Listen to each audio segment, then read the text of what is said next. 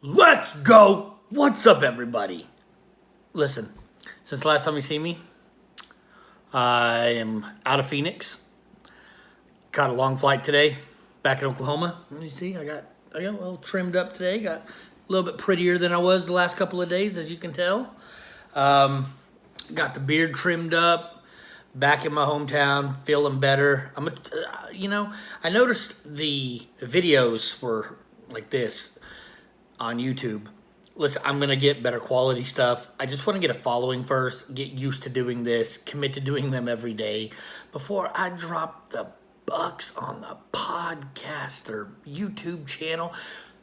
That being said, being hesitant to drop the money, I want you guys to know I live a dent-free lifestyle.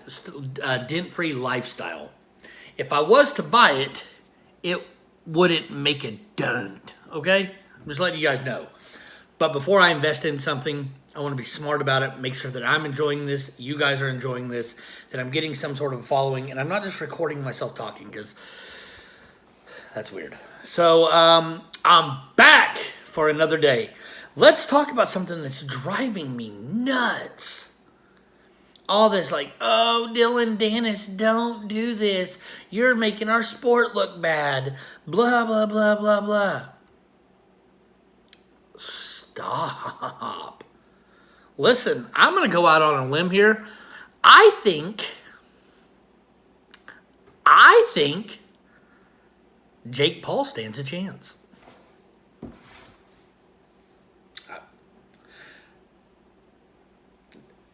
He does. If it was an MMA match, he doesn't. It's a boxing match. It's pure striking. And Dillon Danis can't throw these things. I mean, way better than I could. But that's not what he's known for. He's known for twisting dudes into pretzels. Hey, Jake Paul, you want to become a human pretzel? Do you? You want to be a human pretzel? Grapple Dillon Danis. Hey, Jake Paul, you want to put this in Dillon Danis' face and potentially put him to sleep? Do the boxing. Hey, Dillon Danis, you want to fold somebody into a human pretzel? Tell Jake Paul to grapple you. Make it an MMA match. Put 4-ounce gloves on. He has the ability to start striking with you. You can immediately take him down and play origami with Jake Paul's body. Do you want to play origami with Jake Paul's body? Because that's exactly what you would do. But if you're going to put 12-ounce gloves on and you're going to try to box Jake Paul, I think Jake Paul's bigger than you. I think his head is bigger than yours. I think his jaw is bigger than yours. I think he's going to be able to absorb punishment better than you. The only thing that you got going for you, Dillon Danis, in the stand-up is he's a pretty boy.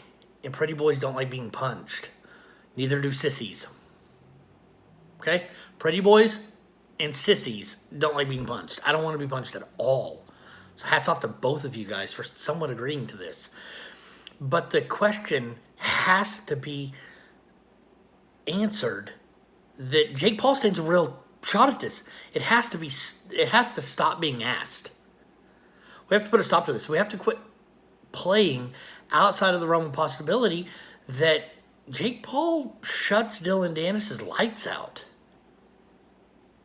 It's possible. Like Giorgio Sakalukas says, is it possible that Jake Paul could put Dillon Danis to sleep? Now, if they agreed to do it in 4-ounce gloves and a MMA exhibition match, would Dillon Danis fold him into a human pretzel? Yeah. Would he play origami with Jake Paul's body? Yeah. But if they're going to put 12-ounce gloves on, it's a lot better of a fight than you think it is, and you think it is, and you think it is, and you think it is. It's a better fight. It's not a bad fight. I would be willing to bet Come on, Bet DSI. Come on, 5 dimes. Someone pick up betting odds on this fight. I will put my money, because it wouldn't make a dent, where my mouth is. And I'll put money on Jake Paul. I bet that Jake Paul goes the distance. Win, lose, or draw, he'll go the entire fight.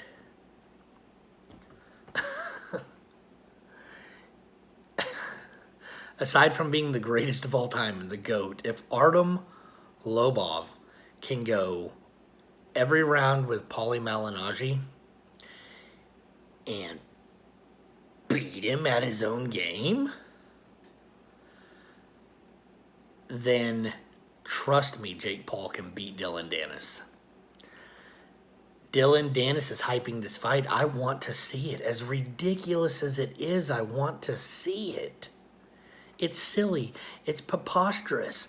But the way they're talking on Twitter, the hype that they're building around this fight, makes me absolutely want to watch this fight. And I'm telling you, for a fact, it'll be a close fight. It'll be a closely contested fight. I promise you. Neither man will run through each other. If it's 12-ounce boxing gloves and a boxing match.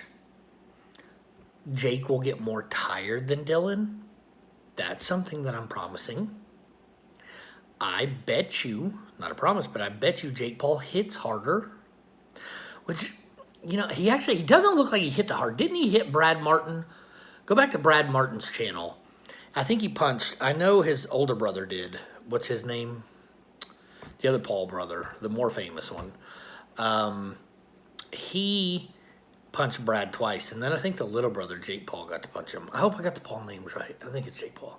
Anyways, you know who I'm talking about. If it's not Jake Paul, leave a comment and tell me how dumb I am. Whatever you want to do. We have to stop saying, don't do this, Dillon. Don't do this. You're making our sport look bad. You're not making our sport look bad. You're not even participating in our sport. These people that keep saying that, you're making our sport look bad. They're not competing in MMA. If there's grappling in this, if there's grappling involved, you getting twisted in pretzel. If it's a grappling fight, if you guys are going to allow grappling in this, takedowns and submissions, could somebody bring me the melted butter? The large salt, please? Because someone's getting twisted into a pretzel. Okay? But if it's not, and it is just a boxing match, no one's going to sleep. Neither one is a power puncher. Neither one of them has the ability to just that one power shot connecting. Neither are known for their stand-up. And one is in a sport of mixed martial arts. He's not known for stand-up. We're forgetting that. We're thinking because he's a professional athlete, because he's a mixed martial artist, he's going to have this ability over Jake Paul, who's just a YouTuber guy, a handsome young man. The problem is Artem fought Paulie at neither one of their sports really, but more of a striking. It was more closely related to boxing than it was MMA in the event that they took care of or handled their business in, which was bare knuckle boxing. It wasn't bare knuckled MMA. Look how that went. A professional boxer, a highly touted professional boxer, a very skilled one, got beat by Artem, who is the greatest of all time. We know that, but still, I know he's called the Hammer, but he hammered himself out of the UFC. So it's not like he boxed Conor McGregor or, someone with incredible striking. He fought a mid-level MMA guy in a bare-knuckle boxing match and lost. I really think that Jake Paul's got a shot at this. I think these MMA purists that are shouting from their rooftops that this is a BS fight and blah, blah, blah, or that are tweeting him, Dillon, don't do this, you're making us look bad, or Dillon, you're doing this, don't, it's going to be a lot closer of a fight than you think. I think Jake Paul's bigger. And, not to always reference Chael Sonnen, but like Chael Sonnen said, these are playground rules at this point, especially with Jake Paul not being a professional athlete. On the playground, the bigger boy usually wins. Jake Paul's going to be the bigger boy in this. Neither are touted for their stand-up. One has an amateur boxing. Did he win? I think he won. An amateur boxing one. And one is an MMA fighter who immediately takes you down. I just want you guys to keep that in mind. Look, if a betting odds come up on this and this fight comes into fruition and there's betting on it, I will put my money where my mouth is. If you're brave enough, put your money where your mouth is.